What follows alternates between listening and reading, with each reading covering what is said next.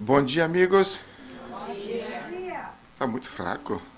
Bom dia, amigos. Bom dia. Ótimo. É verão. Ótimo. Muito bom. Que Jesus nos abençoe e nos envolva na sua luz e na sua paz. Hoje nós iremos meditar nesses 3 temas que nos dificulta, às vezes, o nosso relacionamento com as pessoas, o relacionamento dentro de casa, com os familiares, no trabalho, na casa espírita. Precisamos de muita prática de perdão. Amigo?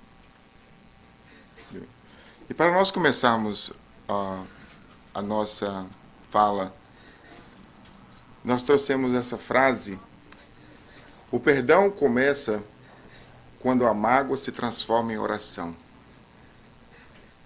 E é Jesus que nos fala sobre isso.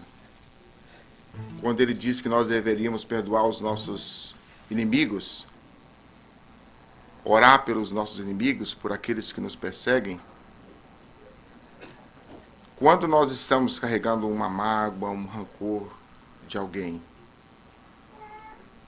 o dia que nós conseguimos... Ótimo.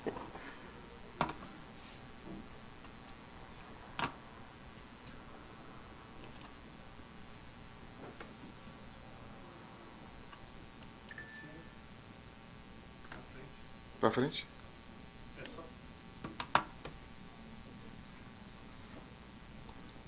Ok, agora eu peguei. Vou pegar. Ok.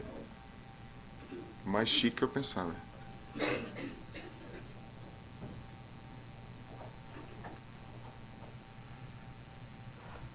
E a dificuldade para nós conseguirmos pensar em alguém que nos fez o mal está aqui.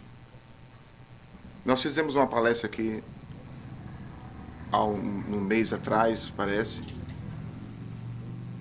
e nós trabalhamos o mecanismo do ódio. Como se dá o mecanismo do ódio? E nós vimos que o primeiro passo é a raiva. A raiva, e nós trabalhamos nessa época que nós conversamos, a raiva é um sentimento natural que todos nós carregamos ainda. É ainda uma emoção primitiva, instintiva, que nós necessitamos dela ainda. Mas temos que saber dissolver essa raiva, porque quando nós não dissolvemos a raiva se transforma em ressentimento. Nós passamos a ressentir aquilo que a pessoa nos fez de mal, que nós achamos que é mal. Depois que nós ressentimos, nós passamos a cultuar esse ressentimento, esse ato errado. E esse ato errado começa a se tornar dentro de nós, como definimos como ódio. E depois que nós começamos a sentir esse ódio, nós temos que expressar esse ódio, exteriorizar esse ódio, materializar esse ódio. E a forma de materializar o ódio é a vingança. E nós utilizamos da vingança para podermos materializar aquilo que nós sentimos para com aquela pessoa que nos fez algo de mal. Aqui está, nós também trabalhamos isso, como se cria uma mágoa. Aqui está a fórmula para quem quer trabalhar a mágoa. O primeiro ponto, se você quer criar uma mágoa de alguém, você vai assumir algo em termos muito pessoais, que nós chamamos isso de milindre. Orgulho ferido, ego ferido. Alguém me fez algo, esse algo me tocou profundo. Logo depois, nós vamos continuar a culpar a pessoa que nos fez o mal. Passamos a condenar aquela pessoa, aquele ato que foi feito, e logo depois vamos criar uma história sobre essa mágoa. Nós passamos a contar essa história para nós mesmos, e logo depois contamos para todo mundo, até para a torcida do Corinthians. Depois, no final, nós vamos sentir como vítima impotente. Aquela pessoa me fez algo e eu sou vítima. Então aqui está a fórmula de como se cria uma mágoa. Espero que os senhores não guardem isso na cabeça, ok? Aqui está o mecanismo de libertação. Um espírito maduro, um espírito que quer evoluir. A nossa irmã, na sua oração, ela disse que Deus tem um propósito em nossa vida. O propósito que Deus tem em nossa vida é que todos nós sejamos felizes. E não há como ser feliz guardando mágoa no coração, ódio ou sentimento de vingança. É impossível. Assim, dessa forma, sentir raiva é totalmente natural. Até mesmo ficar magoados por alguém é natural no nosso estágio. Mas logo depois que nós sentimos essas coisas, nós temos que começar a avaliar uma tomada de consciência. Um espírito maduro, um espírito que já está conhecendo a doutrina espírita, um espírito que está se autoconhecendo, ele percebe que aquilo não está fazendo bem. Mas há uma tendência de nós camuflarmos a raiva. Ah, eu não estou sentindo raiva de fulano, não. É uma raiva fraterna. Ah, não, eu não estou sentindo mágoa ali, não. Eu só não quero ficar perto da pessoa. Se você não quer ficar perto de alguém, você está com mágoa. E se está com mágoa, nós temos que tomar consciência disso. Eu tomo consciência, estou com mágoa. Depois da tomada de consciência, nós vamos começar a experienciar o perdão. Experienciar o perdão. Nós vamos começar agora a trabalhar assim, esse sentimento que está dentro de mim não é bom. Eu tenho que tirar isso de mim. Agora eu vou começar a experienciar, trabalhar o perdão. E no final, eu estou pronto para perdoar. The end. Podemos ir para casa. Parece tão fácil, né, gente? Não é fácil porque ainda nós somos ainda desse estilo daqui. Aqui é mais fácil para nós. Esse mecanismo aqui é mais fácil para nós. Pelo fato que nos falta ainda muito autoconhecimento, muito autodescobrimento. Nos falta ainda muita autodisciplina. Nós ainda estamos na posição de que tudo o que nos acontece de ruim vem de fora. Tudo o que nos acontece de mal vem de fora. Quando nós éramos católicos, nós achávamos que era Deus que era culpado de tudo que acontecia na nossa vida. Logo depois que nós chegamos à doutrina espírita e nós sabemos que Deus não pune, que Deus não faz mal a ninguém, nós passamos a culpar os obsessores, a lei de causa e efeito, a reencarnação. Isso é da reencarnação passada, isso é disso. Não, pode ser dessa vida agora, dessa existência agora. Mas é mais fácil cultuarmos isso aqui. Alguém me fez mal de ruim, me feriu, eu guardo ressentimento, ódio, pelo fato que nós ainda temos dentro de nós muito orgulho dentro de nós. Isso é ruim. Falar que você é orgulhoso, não. O ruim é falar que você é algo que você não é ainda. E que quando você descobrir, você entra em consciência de culpa. O fato é que todos nós ainda somos orgulhosos. O fato é que todos nós ainda carregamos dentro de nós o milindre. Qualquer coisa que acontece, que a pessoa fala conosco, se nós não agradamos aquilo mexe conosco. E às vezes, quando nós ouvimos coisas de pessoas de fora, que nós não queremos ouvir, é porque nós guardamos muito isso dentro de nós. Por exemplo, dentro dos lares, conviver com um marido, com uma esposa, né? E às vezes o marido fala coisas para nós, e nós falamos, mas de onde, com que categoria você vai falar isso de mim? É você que é assim. É porque ele está te mostrando uma pessoa que você não quer ver. E às vezes também nós apontamos o erro do marido. Tudo que acontece na minha vida é o meu marido. Tudo que acontece na minha vida é a minha esposa. E às vezes nós estamos projetando uma imagem. Em realidade, por pior que seja a pessoa que você esteja convivendo, você não é vítima. Você não é vítima. Nenhum de nós é vítima.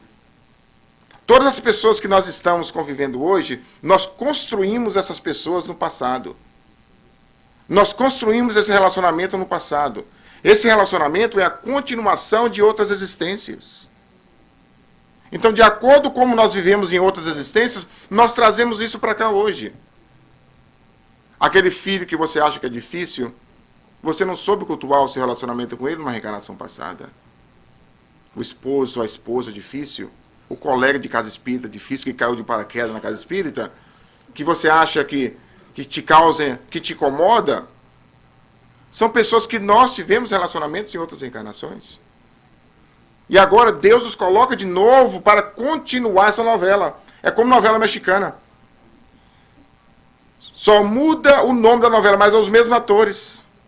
Tem o mocinho, tem a pessoa boa, e vai terminar todo mundo feliz. É do mesmo jeito a reencarnação, é a novela. Nós pensamos, ó, vou conviver agora com essa pessoa, aí já convivi, mas está aqui Deus, só que eu entreguei a mala na sua mão. Se nós não soubemos amar essa pessoa vai volver conosco outra vez. Enquanto nós não aprendemos a amar, a pessoa não vai sair de próximo de nós. Porque a lição é justamente essa. A lição não é tirar as pessoas da nossa vida. A lição é agregar pessoas em nossas vidas. É colocar pessoas em nossas vidas. Por isso que Deus nos coloca essas pessoas difíceis na nossa vida. Para nós sabermos trabalhar com elas. E elas um dia vamos amar e nós vamos amá-las. Porque é impossível nós atingirmos a perfeição se nós odiarmos alguém. Uma pessoa, se nós odiarmos. Enquanto nós não aprendemos a amar essa pessoa, nós não passamos por outro estágio. Vamos trabalhando então. E aí surge a culpa. Olha como que Joana de Anjos fala o que é a culpa, gente. Isso está no livro Momentos de Meditação. É um livro pequenininho que você lê em um dia. Para quem gosta de ler. A culpa surge como uma forma de catarse necessária para a libertação dos conflitos. Olha como que ela coloca sobre a culpa, gente. A gente vê a culpa, às vezes, como algo ruim. E ela coloca que no nosso estágio, a culpa nos ajude a fazer essa catarse. Você fez algo de errado? Como que você vai saber que você fez foi errado? Que dispositivo vai falar contigo que está errado? É a culpa. Porque as leis de Deus estão dentro de nós. Então, se as leis de Deus estão dentro de nós, logo, Deus não pune. Logo, não tem um julgamento fora. Todo julgamento é íntimo. Todo julgamento parte de dentro para fora. Olha como é que é ótimo isso, gente. Por isso que está na nossa mão a nossa autolibertação. A nossa evolução. Ninguém tem o poder de tirar o nosso equilíbrio. Mas como que ninguém? Ninguém. Porque só tira o nosso equilíbrio íntimo se nós permitirmos. Se não há permissão, ninguém consegue tirar o nosso equilíbrio íntimo. Alguém já ouviu falar que Jesus entrou em pânico no momento da cruz? Não. Sereno, tranquilo. Quando a gente vê Gandhi, no momento que Gandhi passava os grandes conflitos, tapa na cara, preso, ele reagia? Por que Gandhi não reagia? Porque fora não atingia dentro. Os apóstolos, Paulo de Tarso, que era expulso apedrejado das cidades, ele agredia? Por que ele não agredia? Porque o fora não atingia dentro. Quem está em controle da nossa vida somos nós. Todas as leis de Deus estão dentro de nós. Os germes da perfeição que vai nos levar à plenitude estão dentro de nós. Do mesmo jeito que ninguém pode tirar o nosso equilíbrio, ninguém pode também nos dar o equilíbrio íntimo. Só você. A busca é solitária. A busca é íntima. E a conquista é individual. Nós não podemos esperar que a pessoa que está ao nosso lado esteja bem para a gente estar bem. Eu só vou no centro quando meu esposo for. Você não vai nunca. E se ele não quiser? Eu só vou começar a participar dos estudos quando a minha esposa começar a participar comigo. E se ela não quer? Você vai estagnar sua vida por causa de uma pessoa? Mas a pessoa não me permite, mas você é escravo dessa pessoa? Que casamento é esse? Que você não tem liberdade de expressão, de religião. Isso não é um casamento, isso é uma prisão. Temos que avaliar bastante sobre isso. Todos nós temos o direito e o dever de buscar as coisas que nos fazem felizes. Às vezes nós temos a oportunidade de conversar com irmãs que os maridos não compreendem a doutrina espírita, que é normal, são de outras etnias, são de outros países, acreditam em outras coisas. E eu digo para elas, fala para ele ou para ela, meu amor, passa a me observar antes e depois do espiritismo para você ver quem que eu era. Se eu não for para lá, você vai ter uma louca aqui dentro. Se eu não for para lá, você vai ter um louco aqui dentro. Perceba como estou modificando. Perceba as minhas modificações pela minha participação lá. E pouco a pouco a pessoa vai entendendo isso. Ninguém tem o direito de tirar o nosso equilíbrio. Assim, por isso que Giona Diante está falando, dentro de nós estão as leis divinas. Quando você comete um erro, que é esse que a gente vai colocar agora, quando você comete um erro, esse é o processo que muitas pessoas vivem na Terra por falta de equilíbrio íntimo, por falta de autoconhecimento, por falta de um aprofundamento íntimo para entender quem que é essencialmente nós somos. Nós somos o espírito imortal. Nós não somos o aglomerado de células que vão morrer. Imagina se nós fôssemos esse aglomerado de células e morresse. O que existiria depois da morte? Para onde nós iríamos? Então nós não somos esse aglomerado de células. Nós somos uma essência espiritual que controla esse aglomerado de células. Nós somos um espírito imortal. E como espírito imortal, nós temos o direito de errar. Temos o direito de errar porque nós somos espíritos o que inferiores. Você aperta um espírito inferior, vai sair o que? Inferioridade. Do nosso estágio, errar é natural. Nós temos o direito de errar, mas o dever de consertar. O dever de consertar o erro. Mas o que acontece? Nós cometemos o erro. Depois que nós cometemos o erro, vem o ego ferido. O ego ferido que às vezes nós criamos uma imagem em nós que nós não somos ainda. Nós achamos que já somos um espírito superior, um espírito que já está às alturas, e aí de repente a gente vê caindo no mesmo erro que nós pensávamos que já não cometíamos mais. Isso acontece muito com nós espíritas. A gente vem para o centro, começa a assistir as palestras, vem 1, 2, 3 anos, e a gente acha que já está resolvido, já estou no nosso lar. Já estou resolvido, já. Eu começo a trabalhar na casa espírita, começo a fazer isso, aquilo outro, já estou resolvido. E não estamos ainda, gente. Nós estamos vivendo um processo de autolibertação. Nesse processo de autolibertação, nós vamos cair de novo. Se a gente não colocar isso em mente, vem o ego ferido. Mas como que eu posso errar ainda? Como que não você? Quem que você pensa que é? Quem que você pensa que é?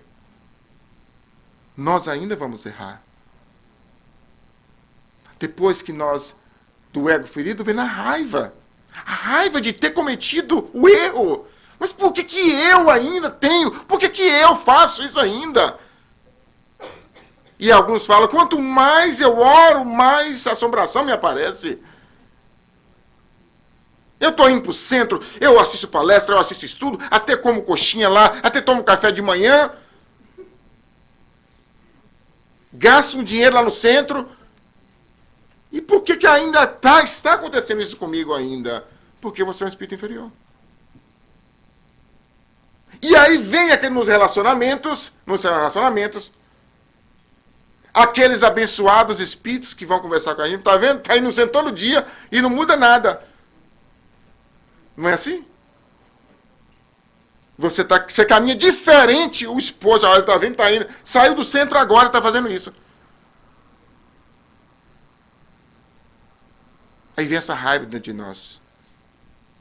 Por que eu ainda não sou tão superior? Por que eu ainda tenho que errar? Porque nós somos espíritos inferiores.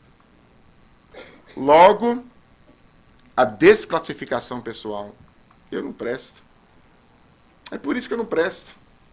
É por isso que não dá certo. Quer saber de um? Eu vou sair disso tudo, eu vou viver a vida. Todo mundo lá fora está errando, está vivendo. Eu aqui dentro estou estudando, tudo e continuo errando. Eu vou lá para fora curtir a praia, a 51, a cervejinha gelada. Porque é melhor. E não observamos o tanto que nós já evoluímos. E não observamos o tanto que nós éramos ignorantes e agora nós não somos. Emmanuel fala que é um dia de espiritismo já te faz uma pessoa diferente. Um dia. Nenhum de nós aqui, ao sairmos daqui hoje, vamos sermos iguais.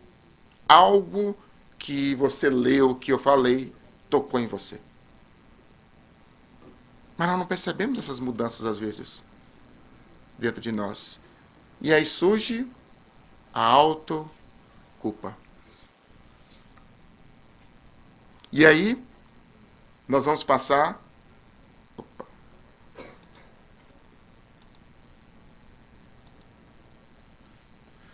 Esse outro quadro, nós já falamos sobre o erro, sobre o ego, sobre a raiva, a culpa.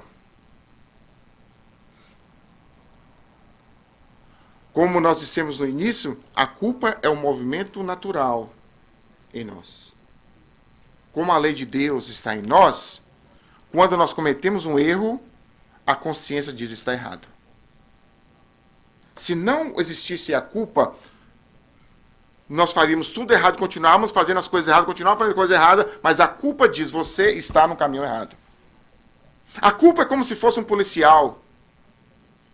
Você está na Parkway, andando na Parkway. Na Parkway é 55. 65 já mudou? Tem uma parte que é 65. Então você está andando lá, de repente, aí você está no seu carrão, lá no seu BMW, M3, andando a 80 km por hora. E de repente você vê umas luzes parecendo uma árvore de Natal, atrás de você, aquelas luzes atrás de você e te para. Aquelas luzes te param e você já sabe o que vai vir ali, né? Um ticket gordo. Ele para com aquela educação, que dá até raiva, e te dá aquele ticket. Você leva o ticket para casa, aquilo a semana toda você olhando para aquele ticket, você olhando para aquele ticket, o ticket olhando para você, que você não esquece mais nunca. E aí depois, no próximo final de semana, você pega a sua M3, abaixa conversível, abaixa tudo e vai de novo e tá 80. E de repente você vê uma coisinha branca colocadas. Eu procuro o Marcos. Marcos, me desculpa pelas palavras que eu te falei. O espírito mal educado, o que ele faz? Ele sente a culpa, nossa, aquelas palavras que eu falei com o Marcos, não está bom dentro de mim. Não, mas ele precisava de ouvir. Ele precisava de ouvir. Está ruim aqui dentro, mas ele precisava de ouvir. E eu não vou pedir desculpa. Nós precisamos. Logo depois que nós sentimos essa culpa, a culpa de nós termos cometido algo de errado, essa culpa vai gerando em nós conflitos íntimos. E nós vemos, meus irmãos, quando a gente lê os livros de André Luiz, nós vemos que essa culpa nós levamos para reencarnações. Para outras existências nós levamos a culpa. Então nós cometemos um ato errôneo para com a pessoa, guardamos essa culpa, nós cometemos um ato com alguém, ninguém ficou sabendo desse ato. Nós, por exemplo, nós tínhamos um pai, e o pai tinha muito dinheiro, nós começamos a colocar veneninho dentro da comida do leite do papai, e o papai ia bebendo aquele veneno, e ele ia morrendo pouco a pouco. O pai desencarna, e ninguém sabe o que aconteceu. Morreu. Ninguém ficou sabendo. Um crime perfeito. Ou então, eu tenho um seguro muito alto, em nome da minha esposa, e eu levo ela para a praia, e de repente eu dou só um toquinho nela para ela cair no meio do tubarão, e aí ninguém fica sabendo. Só eu fico sabendo do valor que é o seguro de vida dela. Eu volto para casa agora feliz, agora estou com seguro de vida, e mais as 2 amantes que eu tenho, graças a Deus, agora estou muito bom. Logo depois, essa culpa vai tomando conta da pessoa. O ato errado vai tomando conta da pessoa. A culpa vai tomando conta, e vão surgindo em nós conflitos. Essa pessoa que nós desencarnamos, que nós matamos, nós vamos para outra reencarnação com a culpa. Essa pessoa se torna aquilo que nós chamamos de obsessores, espíritos perseguidores. Porque o espírito não morre. Quem morre é o corpo. O corpo morre e o espírito vai para o mundo espiritual carregando o ódio do crime que nós cometemos. E aí passa reencarnações. Eu vou para o mundo espiritual. O espírito está no mundo espiritual também. Eu volto para a Terra.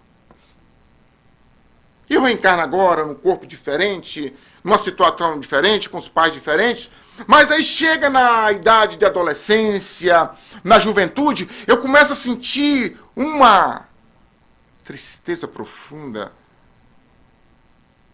uma depressão, uma vontade de não existir. Nada tem gosto na vida. Tudo parece que não tem sentido. A vida perde o sentido. É a culpa. Essa culpa que está dentro de mim, eu exalo isso para o universo. Aquele espírito que está no mundo espiritual capta esse sinal e me encontra. E quando esse espírito me encontra, aí começa o processo obsessivo. A maioria dos processos obsessivos está ligado com a culpa. Do ato errôneo que nós fizemos e que não nos auto-perdoamos. Não aceitamos que aquilo era um ato errado. O espírito vem e começa a insuflar na nossa mente essas ideias pessimistas. E se nós não tratamos o processo obsessivo, o espírito pode nos levar até mesmo à loucura. Que é o que nós vamos ver aqui. Culpa. E surge a autopunição. Da autopunição, os conflitos existenciais. Como que nós vamos nos autopunir? Nós vamos pegar um chicote e ficar batendo na gente. Não é isso. É a autopunição que ela fala, que Joana de Anjos está falando aqui, é a autopunição psicológica. Quer ver uma interessante? Vou voltar logo depois, gente. Depressão. Para que autopunição maior do que essa? Da depressão. Mas antes de nós entrarmos nisso aqui, deixa eu voltar aqui. Se eu conseguir voltar. Ai, meio aqui, né?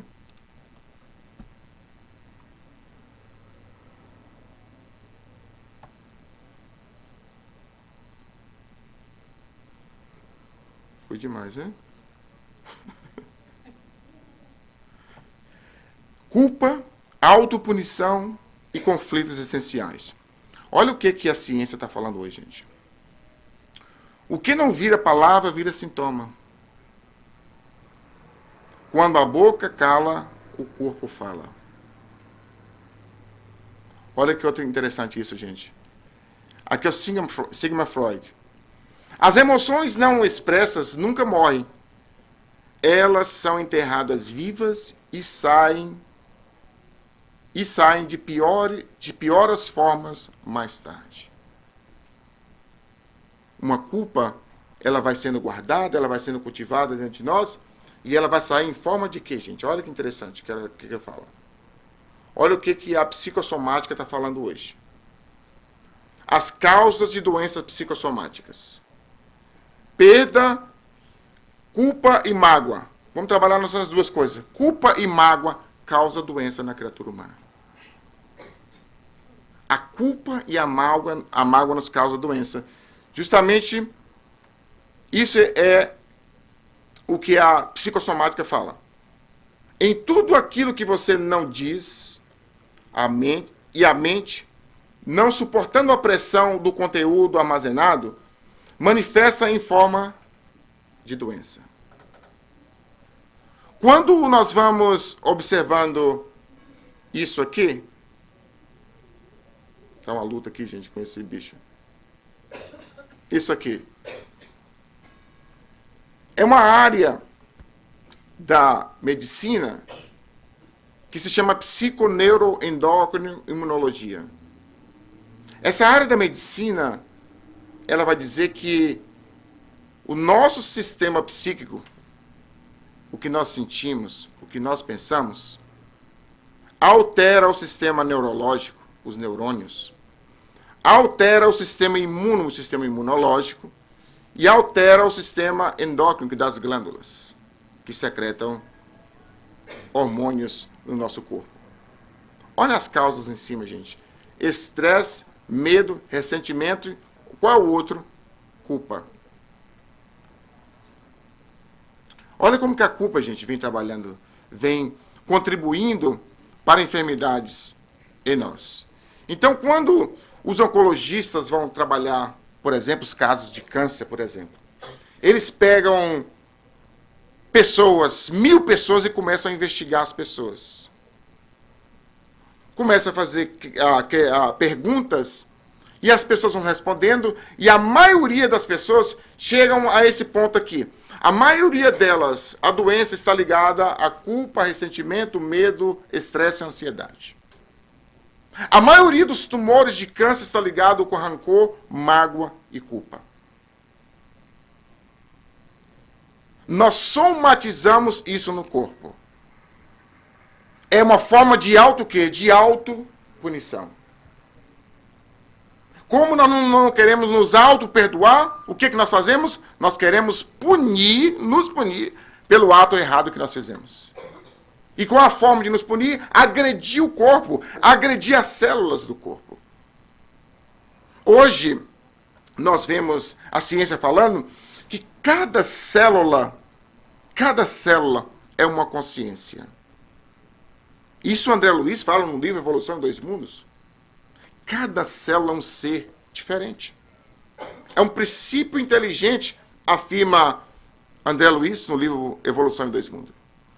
Então, quando você sente mágoa, quando você sente culpa, ódio de você mesmo, o que acontece?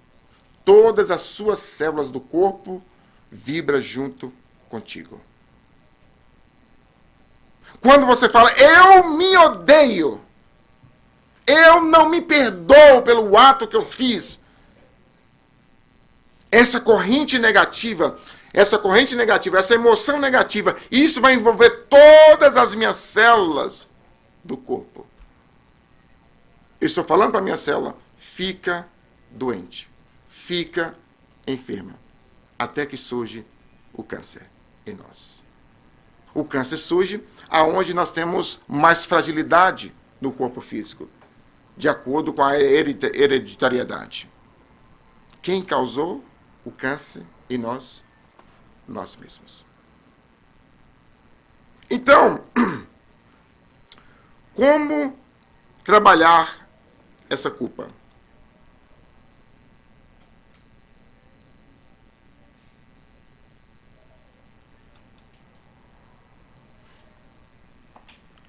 Olha como que Joana de Anjos fala, gente, no livro Receitas de Paz, sobre a depressão.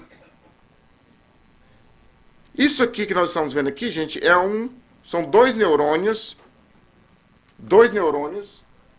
se encontrando. Que, na realidade, eles não se unem. Eles se comunicam um com o outro com essas substâncias. Essas substâncias nós chamamos de neuropeptídeos.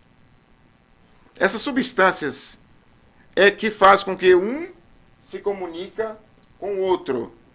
E quando nós temos carência dessa substância, o que acontece conosco? Nós entramos em depressão. Então, Joana de Anjos fala uma coisa interessante. Olha como ela fala. Com a consciência culpada, sofrendo os gravames que lhe disseraram a alegria, imprime nas células os elementos que as desconectam. Ou seja, quando nós estamos com depressão, o que está faltando, gente? Essas substâncias aqui. O neurônio não está produzindo essas substâncias. Quando você diz para você mesmo, eu me odeio, eu não me perdoo, você envolve essa célula com essas vibrações negativas. E essas vibrações inibem a produção disso aqui. Inibindo a produção disso aqui, o que acontece? Nós entramos em depressão. Quais são as duas substâncias que alguém sabe? Mais famosas, noradrenalina e a serotonina. São as duas. Quando faltam essas duas aqui, nós fazemos um processo o quê? Depressivo. De onde que surge isso? Da culpa. E aí, no início, nós colocamos aqui, ó, olha o que Joana de Anjos fala. A depressão tem sua gênese no espírito que reencarna com alta dose de culpa. Isso é Joana de Anjos. Vocês vão brigar com ela lá, viu? Com alta dose de culpa. Se não for de agora, é da reencarnação passada. Se essa culpa não está agora, é da reencarnação passada. Nós voltamos e nós imprimimos no nosso corpo físico essas vibrações que nós carregamos.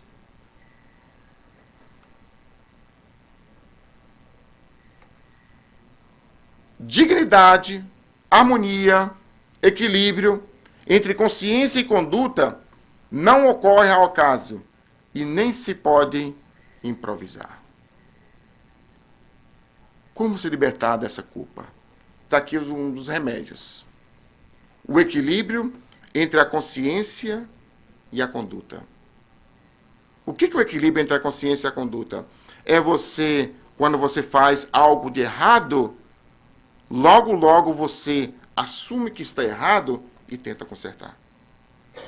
Está errado, eu vou consertar isso.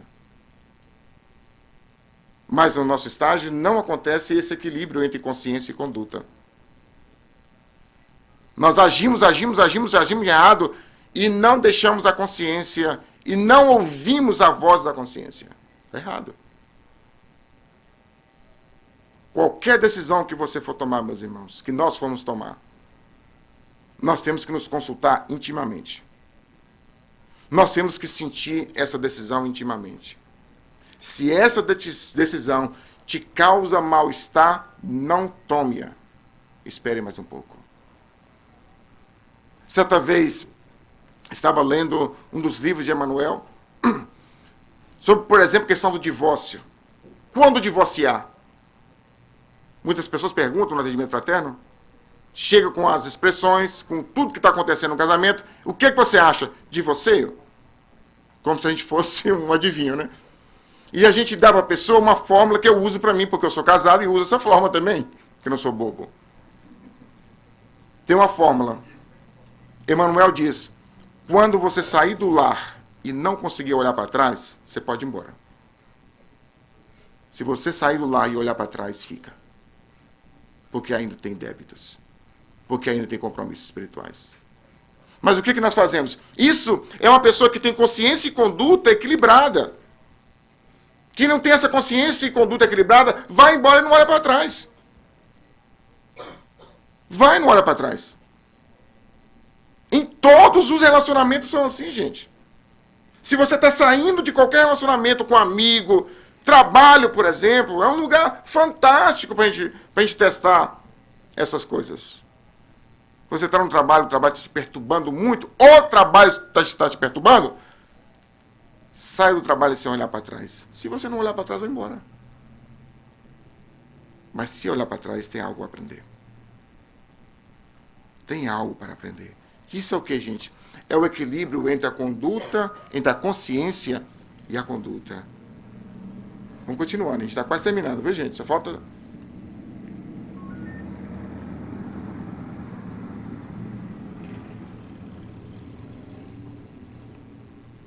Aqui está.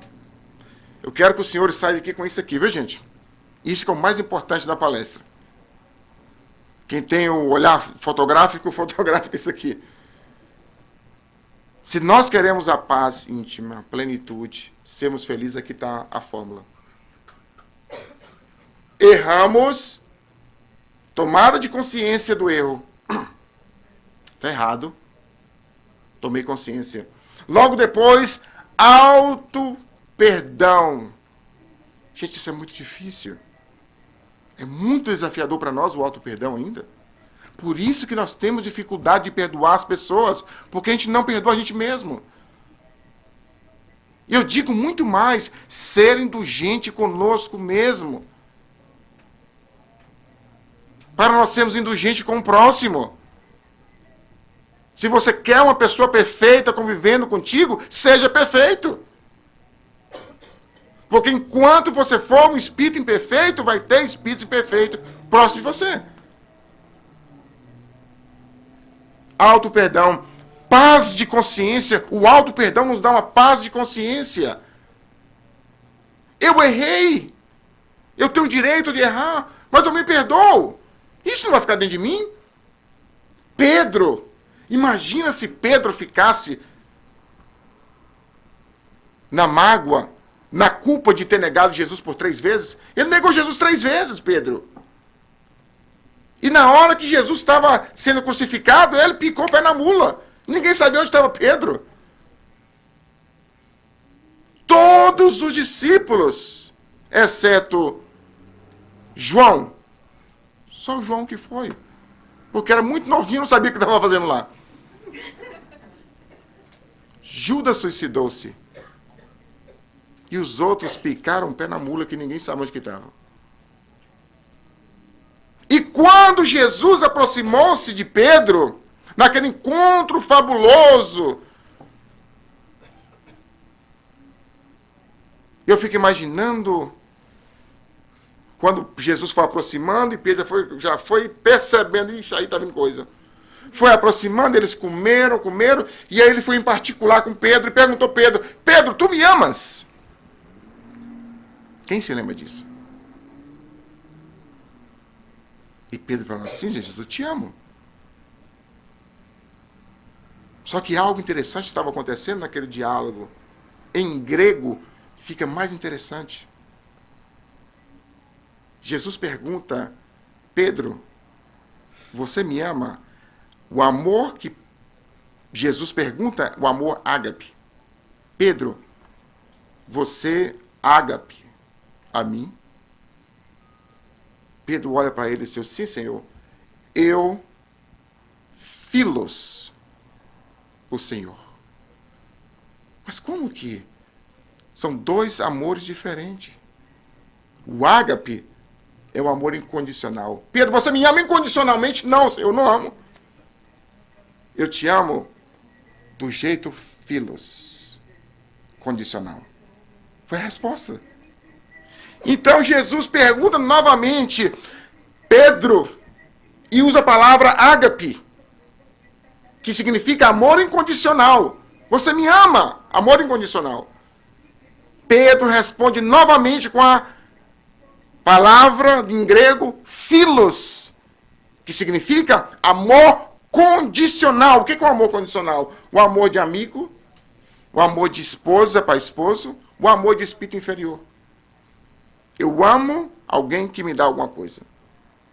Eu estou amando essa pessoa até que ela fica bonita com o corpo.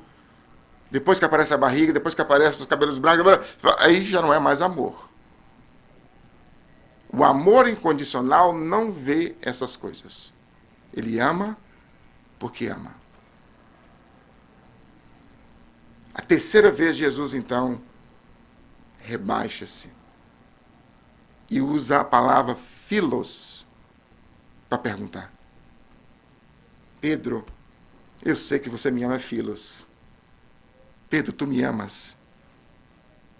E a palavra philos foi colocada no final. Jesus. E Pedro responde, aí sim, philos, é assim que eu te amo. Condicionalmente. Ali surgiu o alto perdão do Pedro. Naquele momento Pedro foi curado de tudo aquilo, aquela coisa que ele carregava dentro dele. Ele podia estar com Jesus na hora da cruz, ele podia estar carregando Jesus, ele podia ter morrido por Jesus, porque ele falou com Jesus que ia morrer por Jesus. Ele não conseguiu no momento crucial. A fraqueza, o medo da morte, ainda não havia atingido a maturidade espiritual. Lá no final da sua vida, Pedro é levado à cruz. No momento que eles vão plantar Pedro como Jesus, ele fala assim, de forma nenhuma, me planta diferente. Me plante de cabeça para baixo. E pegou a cruz de Pedro e colocou de cabeça para baixo. E Pedro morreu assim, de cabeça para baixo. Imagina se não tivesse se auto-perdoado. Saulo de Tarso perseguiu os discípulos, perseguiu o cristianismo e estava indo em busca de Ananias. Na estrada de Damasco, então aparece Jesus um clarão. E aparecendo um clarão, ele cai do cavalo. Quando ele cai do cavalo, levanta, já levanta transformado. Começa o processo do auto-perdão ali. E depois que esse homem encontrou com Jesus, que ele foi para o deserto, e que ele voltou para o deserto, o auto-perdão dele nos brindou para nós ocidentais o Evangelho de Jesus Cristo. Ele tirou o Evangelho de dentro da Palestina e levou para nós. Na Europa, no Império Romano, na Grécia. Se não fosse o auto-perdão, como esse homem ia atingir essa plenitude? A saúde integral que todos nós estamos querendo. Nós falamos tanto hoje, está falando tanto na moda hoje da comida. Todo mundo quer comer health. Não pode comer isso, não pode comer aquilo, não pode comer carne de boi, carne disso, aquilo, aquilo outro. E todo mundo está o corpo afinado e as emoções desafinadas. E morre de câncer. Porque não é o que entra que faz mal. É o que sai do nosso coração. É o que sai da nossa mente que nos faz mal, que nos mata. 90% das doenças, isso é a medicina que está falando, 90% das doenças não são provocadas por micróbios, não são provocadas por vírus, por bactérias, são provocadas pela nossa mente. A mente com excesso de coisas ruins, de lixo mental. E o maior lixo mental que nós carregamos às vezes dentro de nós é a culpa. Por que não se auto-libertar? Nós cometemos um erro há 20 anos atrás.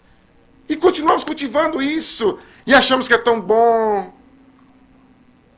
Mas já passou. Por que não auto-perdoar e continuar crescendo espiritualmente? Por que não dizer para você mesmo, vou te dar uma chance, vamos dar uma chance para nós mesmos? há processos de culpa que precisam de um psicólogo. Tem gente que acha que é só vir na casa espírita, tomar passe e transforma, e não é assim. Quando uma pessoa chega no nosso centro espírita com problemas depressivos, profundos, com problemas obsessivos, nós indagamos a pessoa: você está com um psicólogo, com um psiquiatra? Não, então busque urgentemente.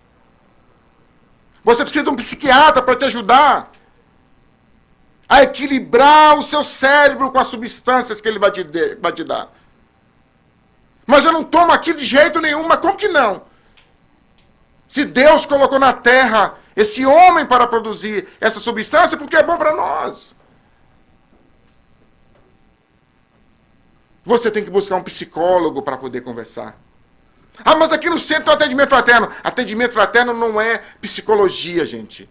A gente tem que tirar isso da cabeça. O centro espírita não é o lugar, um hospital, como todo mundo acha que é, que vai curar corpos, resolver problema das pessoas. Não é isso. A pessoa tem que buscar um técnico que estudou 5, 6, 8 anos sobre as personalidades, sobre o ego, sobre o psiquismo da pessoa, os conflitos que vivem dentro do lar.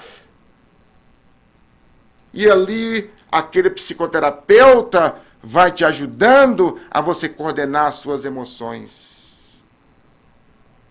Vai te equilibrar nas suas emoções. Você não está sozinho no mundo. Todo mundo passa por isso, por essas dificuldades. E aí, logo depois, a gente fala com a pessoa. E aí, você vem aqui por senta, a gente te abraça, te morde e faz tudo que você quer. Tem os passes, tem um atendimento fraterno, tem a conversa fraterna que a gente conversa com as pessoas. Não é aquela conversa fraterna de falar: você está com 2 obsessores, vai para cá, sem já amarrar eles aqui. Não é isso. É a conversa: minha irmã, olha a vida tem sentido. Vá trabalhar no bem. Vá ajudar as pessoas que estão sofrendo. Vá para os asilos cuidar das pessoas que estão lá sofrendo mais que você. Vá para os hospitais, onde as crianças estão com câncer em fase terminal, para você ver como é que é a vida daqueles pais que eles estão sofrendo, chorando. Chore junto com os pais. Vá visitar as ruas, onde tem pessoas desabrigadas, que não tem comida, que não tem um teto, que não tem uma palavra, porque todo mundo acha que é um indigente. Aí você vai dar sentido à sua vida. Aí a sua vida vai tomar um sentido existencial diferente. Nós viemos aqui para sermos felizes. E essa felicidade está nas nossas mãos. Todo o equilíbrio que nós estamos buscando está em nossas mãos, graças a Deus. Porque se estivesse na mão de outras pessoas, a gente estaria em apuros. A pessoa que você está querendo ser, essa pessoa que você imagina ser, está dentro de você. Certa vez um escultor, que me falhou o nome agora, ele estava olhando aquele monte de pedra.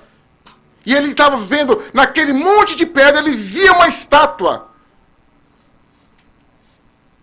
E quando ele foi usando do martelo, do cinzel, foi usando o martelo, do cinzel, até que surgiu aquela estátua linda, maravilhosa. Dentro de você tem essa estátua linda. Somos ainda o quê? Somos ainda um monte bruto, precisando ser lapidado, precisando ser trabalhado, pouco a pouco, com muito amor. Seja mais amoroso contigo. Não exija a perfeição que ainda não te pertence. Saiba do seu limite. Esse é o meu limite, aonde que eu posso ir, aonde que eu posso agir. Descubra dentro de você as aquisições. Você está na doutrina espírita há 5 anos, há 6 anos, há 3 anos. O que que você já cresceu nesses 6 anos, nesses 10 anos, nesses 5 anos? Cada um de nós cresceu um pouquinho. Onde que foi o crescimento? Cada um de nós modificou algo. Tente ver onde que foi a modificação. Para que você possa se autovalorizar. Porque se você não se autovalorizar, meus irmãos, ninguém vai fazer isso por você. Estamos procurando a autovalorização fora. As pessoas falam que fulano é tão gente boa. Nossa, fulano é tão bonito. Fulano está com um cabelo tão bonito. Você tem que ficar bonita para você mesma. Bonito para você mesmo. Você tem que estar bem para você mesmo. Para que assim as pessoas expressem. Possam te observar, te sentir. Seja você. That's it. Seja você. Seja a essência espiritual que tu és. O Filho de Deus que está adormecido. Que Jesus, o Senhor de nossas vidas, possa nos envolver hoje, agora e para sempre. Que assim seja.